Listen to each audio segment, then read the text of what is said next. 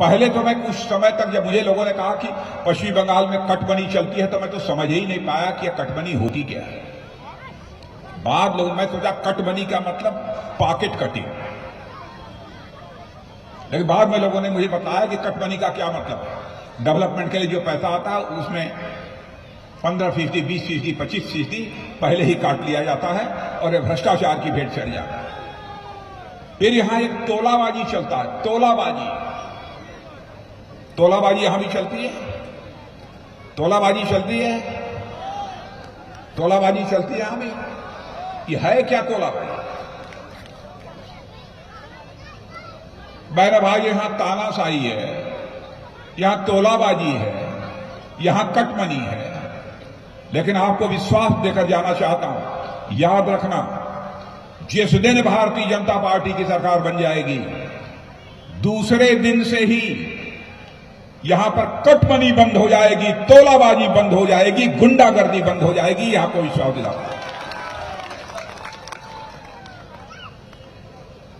मोदी जी वहां से पैसा देते हैं बंगाल के विकास के। ममता दीदी, बंगाल की जनता इस सवाल का आपसे जवाब चाहती है, कहां चला जाता है पैसा? 25,000 करोड़ रुपया मेरे बहनों भाइयों केवल रोड बनाने के लिए, रोड कंस्ट्रक्शन के लिए मोदी जी ने दिया है। कहां है वह पैसा? कितनी सड़कें बनी? सारे देश भर में हम लोग हर गांव को पक्के सड़कों से जोड़ रहे हैं, गांवों को शहरों से जोड़ रहे हैं। तेजी से विकास हो रहा है, लेकिन पश्चिमी बंगाल उतनी ही तेजी से पीछे जा रहा है। कहां चला गया वह पैसा? यह पश्चिम बंगाल की जनता इस सवाल का जवाब चाहती है। और मैं आप लोगों से पूछना चाहता हूं, प्रधानमंत्री जनधन योजना के अंतर्गत आप लोगों का बैंक अकाउंट खुला है कि नहीं खुला? बैंक अकाउंट जिन लोगों का खुला है, जरा हाथ उठाकर बतलाइए कितने लोगों का बैंक अकाउंट। इधर भी बताइए, बैंक अकाउंट आप लोगों का खुला है? इधर भी खुला है, बहुत लोगों का खुला है। जिन लोगों का नहीं खुला होगा उसके लिए ममता दीदी जिम्मेदार। और बहनों भाइयों, सुन लेना मेरी बात, हम लोगों की सरकार बन जाएगी, एक भी परिवार शेष नहीं बचेगा जिसका कि खाता बैंकों में न खुले। सभी का अकाउंट बैंकों में खुल जाए। और मैं आपको याद दिलाना चाहता हूं कि राजीव गांधी जी जब भारत के प्रधानमंत्री थे तो कहते थे हम क्या करें, हम दिल्ली से 100 पैसा भेजते हैं, लेकिन नीचे पहुंचते पहुंचते लोगों की जेबों में केवल 16 पैसा जाता। हम क्या करें, हम बड़े मजबूर प्रधानमंत्री, लाचार प्रधानमंत्री। मेरे भाइयों, हमारा प्रधानमंत्री लाचार प्रधानमंत्री नहीं है, कमजोर प्रधानमंत्री नहीं है। प्रधानमंत्री बनने के साथ ही उसने फैसला किया हमारे प्रधानमंत्री ने, हम सबका खाता खोलेंगे और जितना पैसा भेजेंगे उस आदमी को, उतना पैसा उसके खाते में पूरा का पूरा पैसा जाएगा, एक भी पैसा नहीं कटने देगा। आज यह हो रहा है कि नहीं हो रहा? लेकिन कैसे मैं मानूं कि हो रहा है?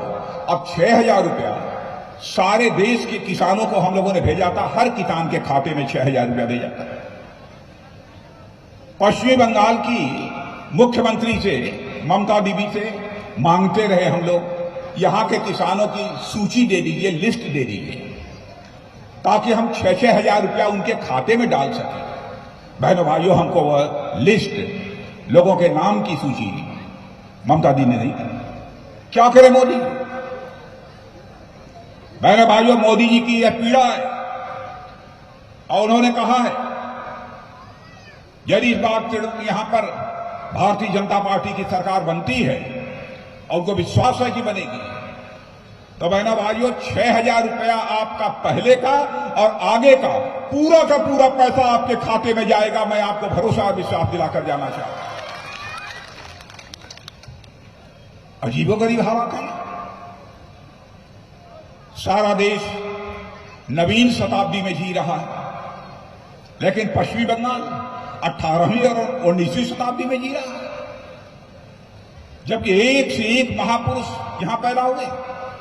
चैतन्य महाप्रभु, स्वामी रामकृष्ण परमहंस, इसी धरती पर पैदा हुआ। स्वामी विवेकानंद, महर्षि अरविंद जैसी विभूतियां इस धरती पर पैदा हुई और उसकी हालत ऐसी ममता दी ने बना रखी है। बहनों भाइयों, इसीलिए मैं आप लोगों से अपील करने के लिए आया हूं और मैं यह भी कहना चाहता हूं, जो यहां पर अराजकता का माहौल है, राजनीतिक हिंसा है, ममता दी को इसका जवाब देना पड़ेगा। क्योंकि ममता दी ने कहा था 2011 के चुनाव में, मां, माटी और मानुष का हवाला देकर वह उन्होंने सरकार बनाई थी। लेकिन आज हालात ऐसे हो गए हैं, न मां सुरक्षित है, न मानुष सुरक्षित है, न माटी बंगाल की सुरक्षित है। ऐसे हालात जो है यहां की मुख्यमंत्री ने पैदा कर दिए। अराजकता का माहौल,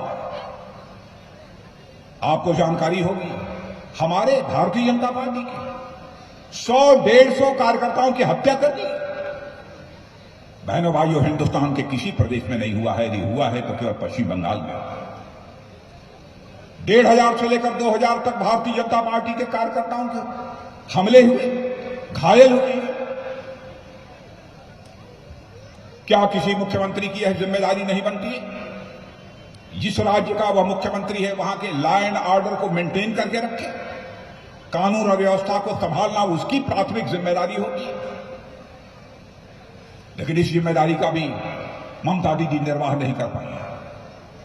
मैं भरोसा बंगाल की जनता को दिलाकर जाना चाहता हूं, जिस दिन बंगाल में भारतीय जनता पार्टी की सरकार बन जाएगी, चाहे वह भारतीय जनता पार्टी का कार्यकर्ता होगा, चाहे वह टीएमसी का होगा, चाहे कांग्रेस का होगा, चाहे सीपीएम का होगा, हम किसी पर कोई हमला नहीं होने देंगे। ये हम आपको भरोसा और विश्वास दिलाना चाहते हैं। और जो हिंसा करेगा उसके खिलाफ कठोर से कठोर कार्रवाई की जाएगी। हम कोई भेदभाव करने वाले लोग नहीं हैं। हम जो है कानून और व्यवस्था को यहां पर बनाकर रखेंगे। बहनों भाइयों, हम आपको यकीन दिलाना चाहते हैं, क्योंकि यदि हम विकास करना चाहते हैं तो विकास की पहली शर्त होती है सुरक्षा। जब तक लोग अपने को सुरक्षित नहीं महसूस करेंगे तब तक इस राज्य का विकास नहीं होगा। इसीलिए मैं ये बात कर रहा हूं। इसीलिए एक ऐसी सरकार या चाहिए जो कि सुरक्षा की गारंटी दे सके। अब आप कहेंगे कि आप एक उदाहरण बतलाइए जहां हिंसा रही हो और भारतीय जनता पार्टी की सरकार आ गई हो और वहां हिंसा समाप्त हो गई हो। ज्यादा दूर नहीं ले जाऊंगा, त्रिपुरा जाकर देखिए, वहां कम्युनिस्ट की सरकार थी, वामपंथियों की सरकार थी, हिंसा होती थी। जिस दिन भारतीय जनता पार्टी की सरकार बन गई, त्रिपुरा में हिंसा बंद हो गई है। मेरे बहनों भाइयों, यह है भारतीय जनता।